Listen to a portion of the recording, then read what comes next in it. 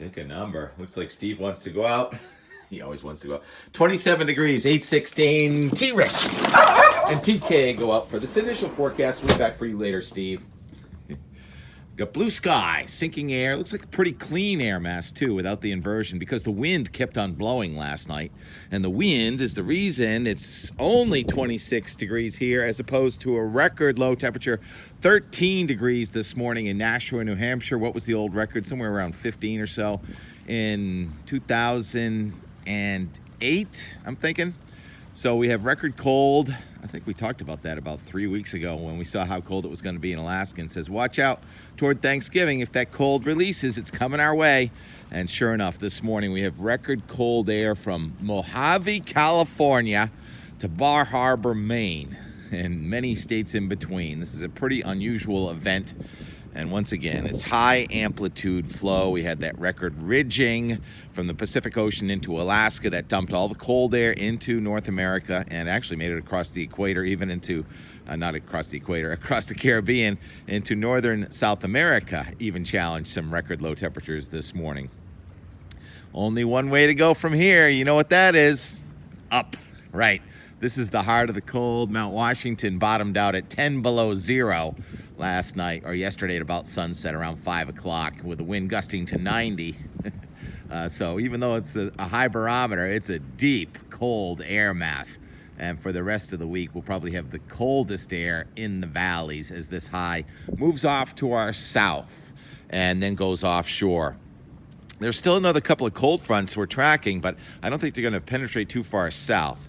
So you know what I've said about cold fronts when they go off to your south. It's pretty easy to warm back up. And when I say warm back up, as opposed to that windy chill we had yesterday in the 30s, we're going to go into the 40s. So fairly seasonable weather coming in here, headed for Thanksgiving. And then it's almost a comedy show what's going to go on here late in the week. All right, so this was going to be our bellwether. When is the dill going to die? Oh, the dill died last night at 26 degrees. How about this thermometer? What do you say this morning? About 22.46, about 26. So both our thermometers are matching. That's what happens when you have a breeze. All right, the comedy show of the forecast, last week when it did snow, that forecast worked out pretty well because we talked about the latitude. A weather system comes on the west coast. Often it's going to be a latitude. It goes off the east coast. And sure enough, that storm that we had with snow last week came in Oregon, went down to the Gulf of Mexico, and then went off just about Boston or so. And so we now look to see what's going to happen with this next system. See, even though the guidance is a comedy show of different outcomes, you can use some meteorology. So that storm now is west of Juneau, Alaska, and it does look pretty impressive over the Pacific Ocean. So it's coming in Canada, and that's happening late tomorrow. So now we'll close in on the North America charts for this. It moves across the Rockies, virtually invisible, coming up in the middle of the week. So no problem for traveling almost coast to coast on Wednesday. And then once the energy gets down near the Gulf of Mexico, it starts lighting up, a little bit like what happened last week. And then the Euro, which is what we're going to stick with because it's been much more consistent, even though the GFS saw the storm first. GFS has nothing, by the way, just a weak front coming in here next Friday and Saturday. It keeps jumping back and forth between storm, no storm. So we'll go with a slightly more consistent Euro. And if you want snow this weekend, it's really not good news because even though there is some blocking in the Atlantic, that storm comes up so far to the west and it's so much out of cold.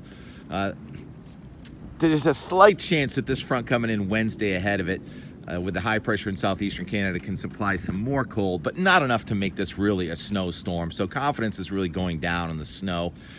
It looks like the storm wants to come into New York and then tries to go north, but ends up going right across New England and ultimately does not go back into the ocean until it gets way up in southeastern Canada.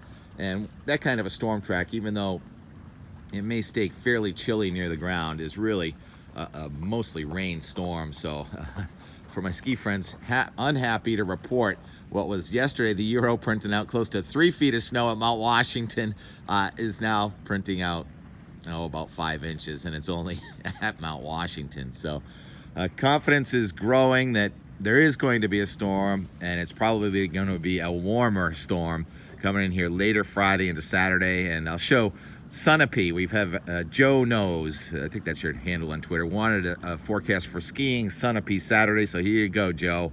Looks kind of wet with temperatures in the 40s. And that storm does deepen with the Euro quite a bit. So there'll be probably a lot of wind coming in here on the front side from the east and from the west on the back side. And maybe an almost eye-like feature right in the middle.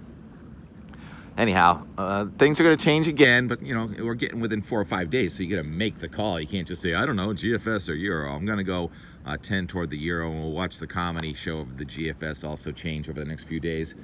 Speaking of comedy show, or tragedy, comedy and laughter, tears and laughter are very close together. That's what it was like with the Patriots yesterday. Every time they had a couple of good possessions, they ended up punting and sacking and punting and sacking. The Jets game was intolerable until the very last minute when Steve says, I want to go out. I've had enough of this game. Letting Steve out seemed to be what helped the Patriots end up taking it in the last seconds of the game. Rex didn't really want to come out in the cold wind, and I don't blame him. Neither did I. Boy, this dill. All right, talk to you tomorrow.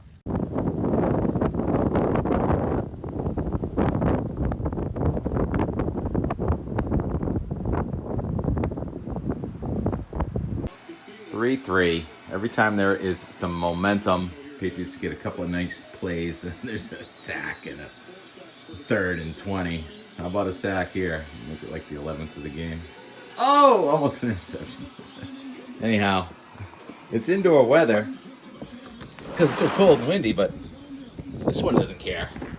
He wants to go out all the time. He knows where the birds hang out. Late Sunday afternoon, Arctic air, pretty close to southern New England. You can tell by the look of the clouds. Flaky clouds, trying to make it snow, but it's just way too dry. Sun's going down. There's a bird right there. Steve knows it. He wants it. By the way, Steve doesn't really actually catch birds. He's an indoor cat.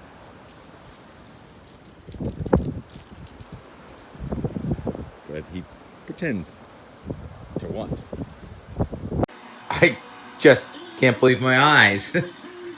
Watching a torturous game up until the last seconds of the 4th quarter. Jets punt. Okay, get out of bounds. Stop the clock. Well, maybe not. Why don't I just go for the end zone?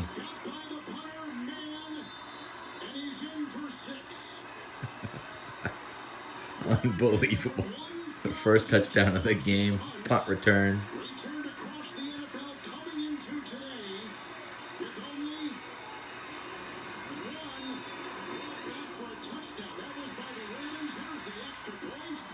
Five seconds left. Can I have the clicker? Turn it up.